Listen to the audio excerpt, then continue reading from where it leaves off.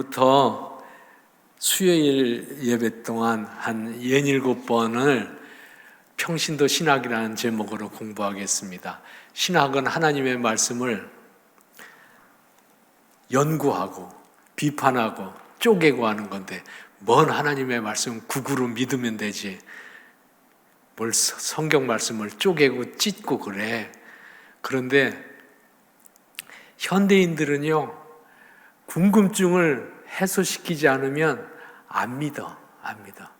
그리고 성경 말씀은 아무리 인간이 찢고 연구하고 비판해도 하나님의 말씀이 상처 입는 것은 아니에요. 권능이 훼손되지도 않아요. 예수님이 당신의 몸도 아예 내놓으시고 찢으시고 우리를 구원해 주셨는데, 성경 말씀 마음껏 연구해라, 마음껏 비판해라. 그래도 마지막에 가서는 결국은 하나님의 말씀인 걸 알게 되고 하나님의 말씀의 권능을 알게 될 거기 때문에, 하나도 하나님의 말씀을 평신도 신학을 통해서 말씀을 이리 비판하고 저리 찢어도 괜찮아요. 마음에 상처 입지 않고 그냥 6주일, 7주일 같이 성경 공부했으면 좋겠습니다. 함께 모여서 5명, 10명 성경 공부 못하니까 예배 시간에 그냥 통으로 앉아서 성경 공부하는 거예요. 첫 번째로는 성경은 어떤 책인가 하는 말씀을 나누겠습니다. 성경이 어떤 책이긴 하나님의 말씀이지, 무조건 믿으면 되지. 그런데 그냥 연구해도 돼요. 의문을 가져도 돼요. 정말 하나님 말씀 맞아? 그리고 연구하다 보면, 그리고 성경을 읽다 보면 의문은 사라지고 하나님의 말씀의 권능과 능력, 그래서 하나님의 말씀에 붙잡혀서 이 말씀을 따라 사는데 목숨이라도 걸겠다 하는 신앙의 확신이 들게 되는 것이죠. 하나님의 말씀을 함께 공부하는 중에 우리의 믿음이 더 견고해지는 시간이 되기를 주의 이름으로 기원합니다. 첫 번째로는 성경을 대하는 태도입니다. 성경을 대하는 태도는, 성경은 금세 알 수 있겠죠. 하나님의 계시의 말씀, 하나님의 뜻을 계시한 것이 성경이다 하는 것이 하나의 관점이고, 또 하나의 관점은 성경은 역사적인 산물, 심지어는 문학작품이다, 이렇게 해석하는 해석도 있습니다. 상처 입지 마셔요. 히팅을 좀 꺼주세요. 예배 설교 시간에만 꺼주세요. 그리고 성경은 절대적 가치 기준이다. 진리의 기준은 성경에 비추어서 성경에 말씀하시면 그게 진리다. 예를 들면 요한계시록 22장 20절 마지막 절에 보면, 진실로 내가 속히 오리라, 아멘 주 예수의 오시옵소서. 성경에 말씀되었으므로 주님은 재림하신다 하고 예수 믿는 사람들은 견고히 의지하고 재림신앙을 갖는단 말이에요. 그런데 어떤 사람들은 그것이 다 초대교회 사람들이 하도 박해를 받으니까 간절히 하나님 나라가 오기를 사모해서 그렇게 기도 제목으로 써놓은 거지, 그것이 주의 재림의 약속의 표시냐 하고 의구심을 가진 사람이 있어요. 왼쪽이 정답이고 오른쪽이 질문이에요. 오른쪽이 비정답이에요. 그런데 우리는 오른쪽에 있는 쪽으로 해석을 많이 해요. 왜냐하면 우리도 다 의심 많은 현대인들이기 때문에. 또 성경에 대한 경외심을 가진 사람이 있는가 하면, 성경도 많은 책 중에 하나라고 생각하는 사람들도 있습니다. 많은 책 중에 하나라고 생각하는 사람들은 그래서 성경책을 들어도 덜렁덜렁 들고 다니고 깔고 앉아있기도 하고, 성경책을 눈 오는데 깔고 앉아있기도 하고, 또는 코 풀라고 찍 찢어서 코를 킹 불기도 합니다. 그러면 그 코가 썩지. 우리는 너 그렇게 했으니까 코가 썩을 거다 하고 생각합니다. 그거는 성경에 대한 경외심을 가진 사람들이고, 성경도 많은 책 중에 하나고, 성경은 인쇄된 책이지 뭘 이것 자체가 거룩해? 이렇게 받아들이는 사람들도 있습니다. 그런데 먼저 결론을 말씀드리면, 맨 마지막 줄에 있는 거 같이 읽읍시다. 시작. 성경은 하나님의 말씀. 아멘. 성경은 하나님의 말씀입니다. 목숨 걸고 붙잡을 계시의 책이고 하나님이 오늘 우리에게 직접 말씀하시는 것이 성경입니다. 근데 실제로 시대에 따라서 그렇게 믿지 않고 그렇게 생각하지 않았던 세대들이 있었다는 거예요. 지금도 우리 중에도 성경 이것이 나에게 주신 하나님의 음성, 하나님의 계시, 하나님 말씀 맞아? 역사책 아니야, 성경이? 역사도 기록되어 있죠. 열왕기 상하, 역대 상하 다 역사책이야. 우리가 이스라엘 역사를 왜 알아야 돼? 그리고 바울의 편지 아니야. 고린도 교회에 써준 편지, 로마 교회에 써준 편지. 편지면 편지지 그게 무슨 하나님의 말씀이야? 바울의 편지가 바울이 쓴 것이 하나님이 쓴 거야? 이렇게 의구심을 갖기도 하고, 다윗이 시편을 썼지만 그 많은 시편이 다윗의 시적인 탁월한 감각과 신앙적 감각을 표현한 건 사실이지만 그게 어떻게 하나님 말씀이야? 다윗의 말이지. 이렇게 생각할 수 있는 거죠. 그런데 의구심을 가진 것은 우리만이 아니고 진작부터 의구심을 가진 세대들이 있었고 우리는 그거를 알 필요가 있어요. 왜냐하면 그냥 믿으라 그러면 믿지를 않아. 그리고 그런 의구심을 가진 사람에게 우리가 설명을 해줘야지만 비로소 전도할 수 있어요. 경전성, 하나님의 말씀을 경전이라 그래요. 하나님의 말씀에 대한 의문을 가진 세대들은 17세기서부터 인간은 의문을 갖기 시작합니다. 17세기, 18세기를 계몽주의라 그럽니다. 계몽주의의 대표적 특성은 합리주의야. 이성에 맞으면 받아들이고 이성에 안 맞아들이면 의구심을 갖는 거예요. 의문하는 거예요. 예를 들면 성경에 나오는 온갖 기적들, 부활사건, 동정녀 탄생, 합리적으로 이해가 돼요? 인간이 중심이 된 인간 머리로는 이해가 안 된단 말이에요. 그러니까 성경 말씀도 합리적으로 해석하기 시작한 것이 계몽주의 이후예요. 예컨대 이런 거예요. 홍해 바다를 건너갔다더라.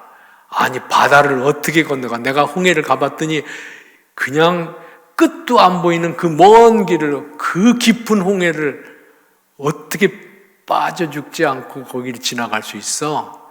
근데 홍해란 말이 히브리 성경에 보면 얌수프라고 되어 있어요. 얌수프. 이것은 갈대바다라는 뜻이에요. 그렇지, 그러면 그렇지.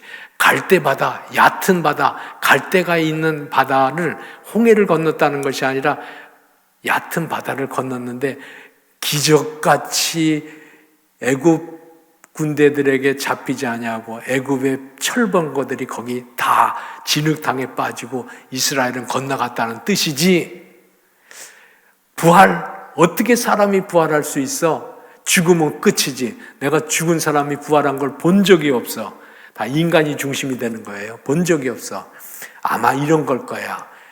예수님을 하도 사랑하는 예수님의 제자들이 예수님의 마음속에서 부활한 거야. 베드로의 마음속에서 부활하고 요한의 마음속에서 부활하고, 그러니까 부활은 오늘도 우리 안에서 우리 마음속에서 예수님이 다시 살아나서 예수님의 말씀과 예수님의 가르침이 우리 속에서 역사한다고 하면 그것이 우리 속에 있는 예수님의 부활이야. 이렇게 해석하는 합리주의적 해석입니다. 사실 17세기 이후에는 교회가 큰 시련에 빠지는데 그건 뭐냐면 바깥에서 공격이 오면 순교를 해도 박해를 받아도 예수 믿는 것이 더 뜨겁고 열심인데 내부로부터 공격을 받으면, 안에서부터 의구심이 생기면 어느 집이나 그런 거죠. 바깥에 공격이 오면 식구들이 딱 뭉치잖아요. 근데 안에서 자중질환이 나면 그 집안은 무너지는 거예요. 무너지는 거예요. 17, 18세기 이후에 계몽주의는 인간의 이성을 확 눈뜨게 했는데 뒤집어 말하면 인간 만세, 인간이 다 왕이야. 자기가 주인이야. 그래서 자기의 판단이 모든 해석의 기준이 됨으로 말미암아서 성경도 안 믿어지고 믿음도 흔들리게 되고 그런 시대가 계몽주의 이후 시대예요. 한마디로 말해서 성인이 된 사회, 성인, 사람들이 어른이 됐다는 거예요. 어른이 되면 말을 잘 들읍니까 안 들읍니까? 어른 되면 엄마 아버지 말을 안 들어. 자식들이 안 들어. 인생들도 자기들이 머리가 컸다고 어른이 됐다고 하나님 아버지의 말을 안 들어. 하나님 말씀도 안 들어. 성경 말씀도 진리라고 받아들이지를 않아. 그런 시대가 계몽주의 이후 시대입니다. 두 번째로는 왜 하나님의 말씀에 대한 의문을 갖게 됐느냐 하면 자연과학이 발달하게 됐어요. 자연과학, 인문과학, 특별히 해석학이 발전하게 되면서 성경도 역사적인 산물로 이해하기 시작했어요. 예컨대 이런 거예요. 인문과학이 발달하고 역사학이 발달하고 고고학이 발달하다 보니까 성경 말씀을 이제 연구하는데 예를 들면 한 구절을 연구하면요. 누가복음을 연구하다 보니까 문체가 다르고 그리고 연결 구도가 독특한 연결 구도가 있다는 걸 알게 되어요. 그래서 이것이 누가가 혼자 쫙 쓴 게 아니고 누가는 예수님 제자도 아니잖아요. 근데 어떻게 예수님의 행적을 쓸 수가 있겠어요? 편집한 거구나. 여러 자료가 있는데 예수님 이야기가 있는데 그 자료들을 편집해서 쭉 나열한 건데 누가가 나열해서 편집한 책이 누가복음, 마태가 편집한 책이 마태복음 그런 거구나. 그래서 기본 자료들을 찾아냈어요. 원자료 마가복음, Q자료 이런 자료들을 다 찾아내가지고 하도 인간이 탁월하게 연구를 잘 해놔가지고 이것은 어떤 자료를 이용하고 어떤 자료를 이용해서 이런 책을 만들었다 하는 것을 과학적으로 해석해냈어요. 그러니까 성경은 하나님이 불러서 주신 말씀이 아니고 하나님이 하늘로부터 계시해가지고 누가에게 쫙 계시해 주어가지고 누가가 받아 써서 하나님의 말씀을 기록한 것이 아니고 누가란 사람이 여러 자료들을 편집한 책이구나 하는 걸 알게 되었어요. 그 사실이에요. 사실입니다. 그러니까 역사적 산물로 이해하게 되면서 성경의 권위가 무너지는 거죠. 성경이 하나님 말씀이라고 하는 신뢰가 사람들이 흔들리게 되는 거예요. 마음속에서. 그런데 교회는 무조건 믿어. 성경이 하나님 말씀이지 하고 교리적인 가르침만 하니까 서양교회, 특별히 유럽교회 교인들은 성경의 권위가 무너지고 하나님의 말씀이라는 것이 마음속에서 의구심이 생기니까 서서히 교회를 떠나가기 시작합니다.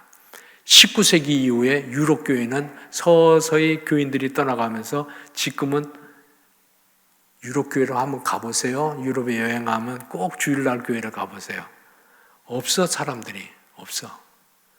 교회를 다 떠나게 됐습니다.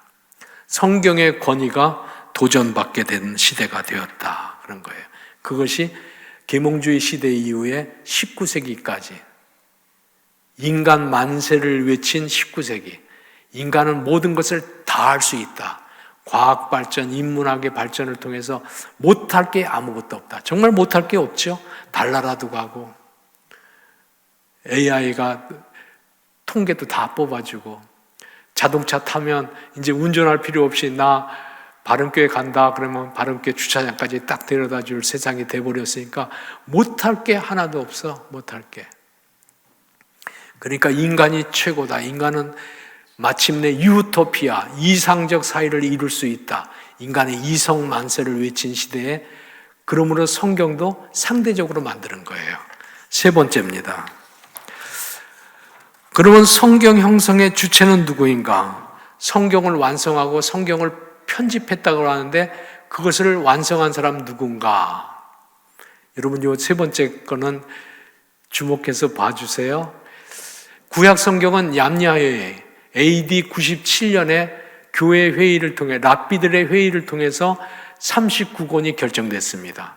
신약은 카르타고 회의, AD 397년에 교회 회의예요, 저것이. 교회 회의. 397년에 교회 회의를 통해서 신약 27권이 결정됐습니다. 그래서 성경은 66권으로 최종적으로 결정되었습니다. 그러면 2번을 잘 보세요. 2번. 성경은 역사적 산물이다. 왜? 인간이 기록하고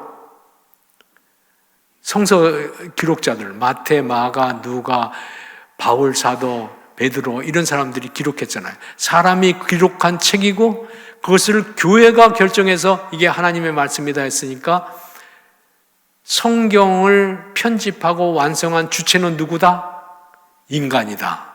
이것이 역사적 산물이라는 신학적 주장, 특별히 19세기까지 주장의 결론이에요. 근데 이거는 정답이 아니에요. 여러분 다시 한번 듣다가 제가 설명을 하도 잘하니까 저게 정답인 줄 믿으면 안 돼요.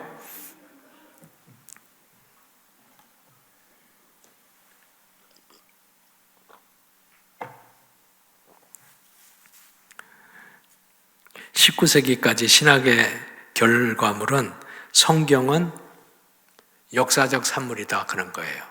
인간이 주체가 돼서 기록하고 교회가 주체가 돼서 66권을 정했으니까 성경책은 인간이 결정해 놓은 역사적 소산물, 심지어는 문학적 작품이다. 이렇게 해석하는 거예요. 겉으로 보면 그게 그런 것 같지요.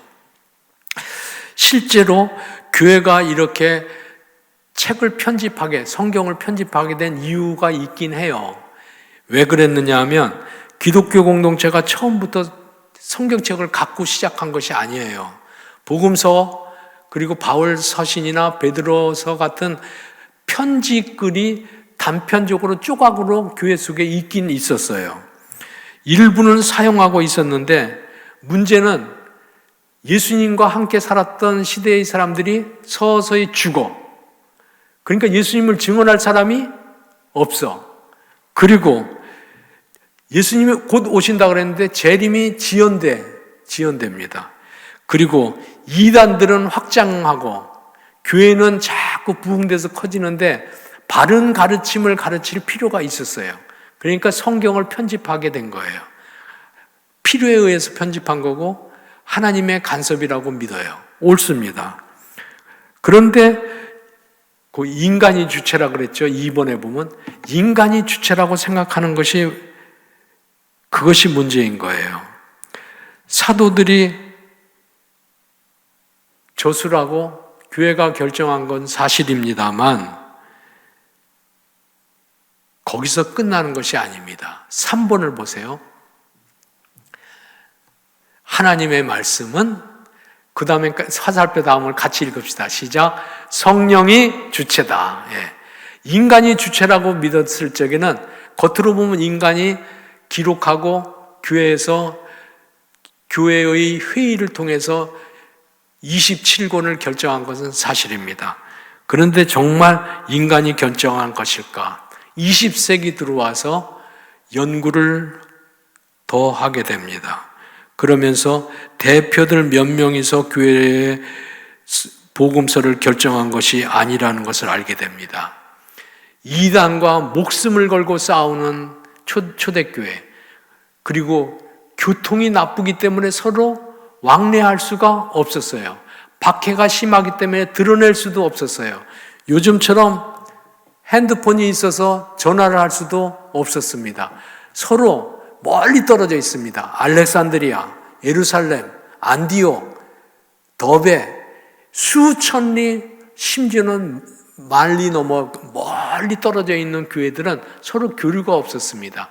그런데 각기 교회에서 자기들의 필요를 따라서 성경을 이렇게 초대교회 편지들도 많고 복음 예수님의 행적을 기록한 복음 기록도 많았거든요. 그 중에 일부를 정경으로 성경으로 정해가지고 자기들끼리 몰래 1세기, 2세기 박해 시대에 쓰고 있었어요. 쓰고 있었는데 4세기에 들어와서 기독교가 로마 황제에게 공인되고 기독교가 심지어는 국교가 되고, 그러면서 성경을 여러 지역에서 다른 성경을 쓰는 건 한 권으로 만들어서 하나님의 말씀의 기준을 정할 필요가 있어서 함께 교회회의를 모인 거예요. 그 중에 한 회의가 카르타고 회의가 마지막 회의였던 건데, 여러 차례 모였는데 모이면서 자기들도 깜짝 놀란 게 있었어요. 복음서만 하더라도, 예수님의 행적을 기록한 것만 하더라도 마태, 마가, 누가, 요한 말고도 30권 이상이 있었어요. 초대교회 기록에는, 초대교회 자료에는. 이게 다 신학적 연구, 고고학적 연구의 결과입니다. 그런데 놀랍게도 모든 교회에서 4개의 복음서를 기준으로 예수님의 행적을 가르치고 그것을 기준으로 신앙생활을 하고 있다는 것을 자기들도 보고서 놀랐어요. 어떻게 그렇게 될 수 있을까? 신비로운 일이죠. 신비로운 일이야. 어떻게 서로 교류도 없는데 각기 신앙 공동체가 알렉산드리아도 있고 예루살렘도 있고 안디옥도 있고 시리아도 있는데, 그쪽에서 보았던 성경책들이 복음서만 하더라도 그렇게 많은데 대부분 사도복음서를 쓰고 있었고, 그리고 바울의 편지들도 많고 또 여러 제자들의 편지들도 많은데 대부분 27권의 성경의 내용들을 대부분의 교회가 갖고 있었던 거예요. 어렵지 않게 모든 교회가 사용하던 공통된 성경들을 한 권의 책으로 결의하는데 어렵지 않게 결의할 수 있었던 거예요. 어떻게 그 많은 교회들이, 교회 공동체가 서로 교류도 하지 않았는데 성경의 대부분을 공유하고 있었을까? 어떻게 공유할 수 있었을까요? 신비로운 일이죠. 신비로운 일이야. 근데 그거는 모르는 사람들이 신비로운 일이라고 하고, 우리는 누가 그 일을 행하셨다? 성령이 행하셨다. 정답. 성령이 행하신 거예요. 성령이 각 사람 속에서 역사하셔서 각 신앙 공동체 속에 역사하셔서 공유하게 하였고, 그리고 교회 회의가 모였을 적에도 어렵지 않게 자기들이 이단과 싸워가면서 정통신앙을 지키려고 애썼던 성경을 갖고서 내놓았는데 보니까 모든 신앙 공동체에 내놓은 성경이 거의 흡사한 거예요. 어렵지 않게 결정한 거예요. 인간이 주체인 것 같지만 실제로는 보이지 아니하시는 누가 주체였다? 성령님이 주체였다. 하나님이 주체이셨다. 말씀이 주체이셨다. 그리고 마지막 줄은 같이 읽으세요. 시작. 경전은 스스로 결정하였다. 하나님의 말씀을 스스로, 누가? 성령님이, 말씀 자체이신 하나님께서 결정하신 거야. 하나님께서. 겉으로 보면 사람이 행한 것 같고, 겉으로 보면 교회 공동체가 모여서 교회 대표들이 결의한 거, 손들고 결의한 것 같지만 그런 게 아니에요. 그런 게 아닙니다. 손들고 결의했다는 내용도 사실은 없습니다. 함께 모여서 성경을 정할 적에 기도하고 그들은 어렵지 아니하게 27권을 결의한 거예요. 그래서 외적으로는 인간이 정한 것 같지만 내적으로는 하나님의 성령님께서 결의했다는 걸 알게 됩니다. 마지막 페이지입니다. 그러면 오늘날에 있어서 성경 해석의 주체는 누군가? 성경 형성도 사람이 한 것 같지만 하나님께서 성경을 결정해 주셨다고 하면 여러분 정답을 이미 아셨을 거예요. 성경 해석도 사람이 하는 것이 아니라 누가 하시는 것이다? 하나님께서 하신다. 성령이 하신다. 말씀 자체가 하나님의 말씀을 권능 있게 말씀하신다 하는 것을 금방 깨달을 거예요. 여기는 결론이니까 다시 한번 또 깨어서 들으세요. 네. 인간이 해석한다고 생각한 것이 19세기 자유주의 신학입니다. 조금 신학적 공부를 하기를 원하는 분은 슈라이엘 마라는 분의 책을 읽으세요. 자유주의 신학의 시작은 슈라이엘 마예요. 독일 사람이에요. 인간이 해석한다고 생각한 거예요. 역사적인 소산물이 성경이라고 생각했기 때문에 이 성경을 해석하는 것도 인간이라고 생각한 거죠. 인간은 성경을 보는 존재이고 성경은 객체야. 내가 성경을 보고 내가 해석하는 거야. 여러분 이렇게 해석하면 안 된다는 거예요. 이거 아니에요. 제가 말하면 그것이 다 옳은 말씀이 아니고 이게 아니라는 뜻이에요. 설교자가 성경을 보고 설교를 준비합니다. 그러면 설교자가 성경을 연구해가지고 설교자의 말로 이것을 해석해서 말하면 그것이 하나님의 말씀이 되는 것이 아닙니다. 인간이 주체가 아니라니까요. 설교를 듣는 사람도 마찬가지입니다. 자리에 앉아서 오늘 목사님의 설교가 잘했는데 못했는데 하고 따져들고 비판하는 것은 성경을 하나님의 말씀으로 받는 태도가 아니에요. 그렇게 받는 동안에 인생들은 거만해지고 교만해지고 하나님의 은혜에 굴복하지를 못해요.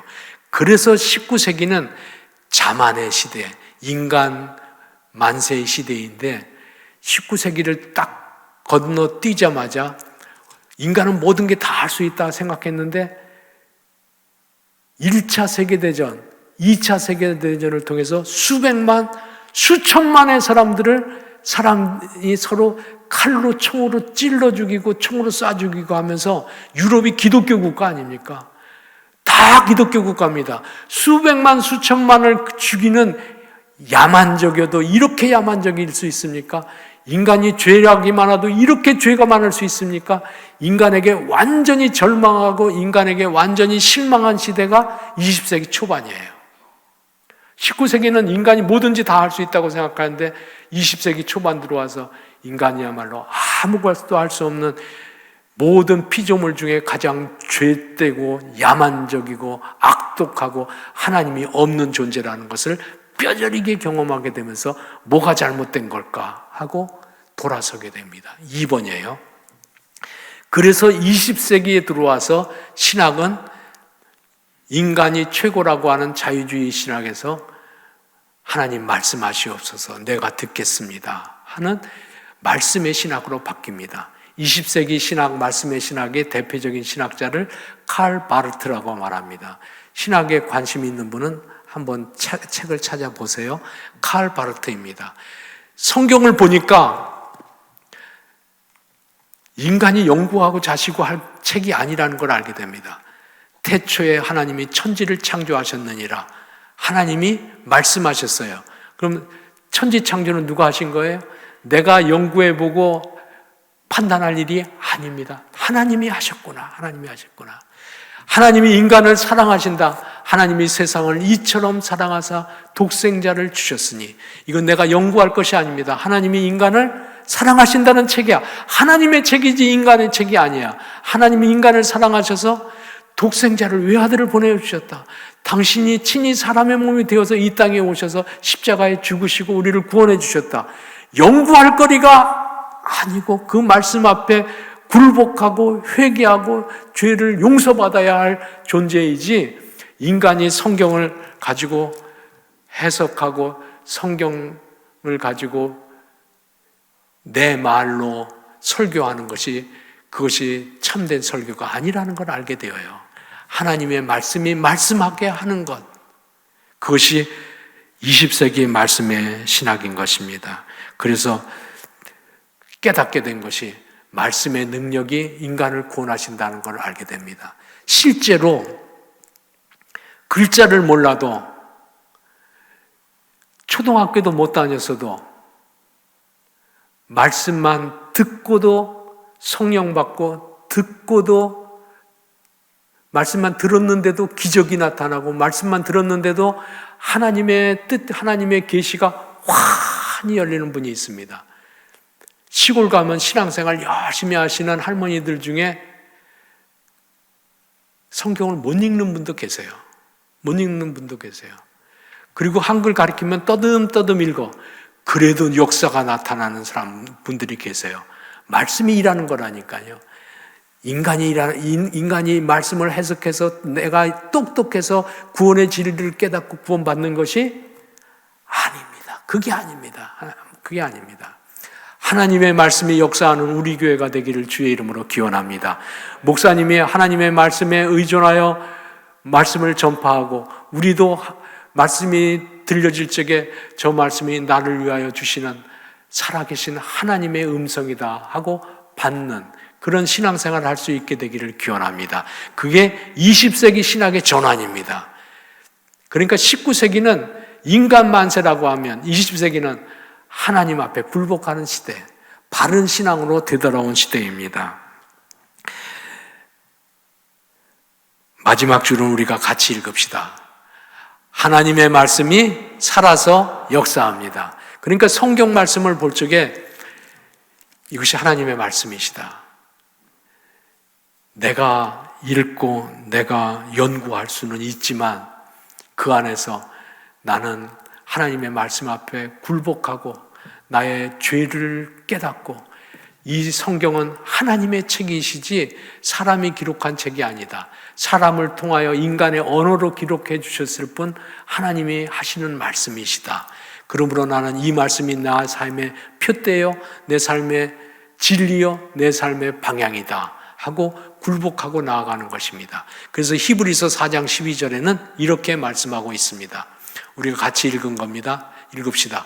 하나님의 말씀은 살아있고 활력이 있어 좌우의 날선 어떤 감보다도 예리하여 혼과 영과 및 관절과 골수를 찔러 쪼개기까지 하며 또 마음의 생각과 뜻을 판단하나니 아멘.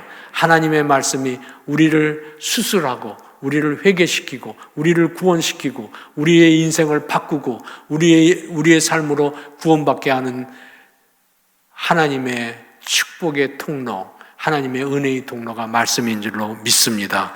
2022년은 말씀을 따라 살고 성경의 기준을 따라 신앙생활하는 은혜의 해가 되기를 주의 이름으로 기원합니다. 아멘. 기도합시다. 하나님 아버지 감사합니다. 우리를 사랑하셔서 말씀을 주시고 말씀으로 육신이 되어주시고 말씀으로 오늘도 우리 안에 성령의 권능과 성령의 감화와 성령의 인도로 이끌어 주셔서 감사합니다.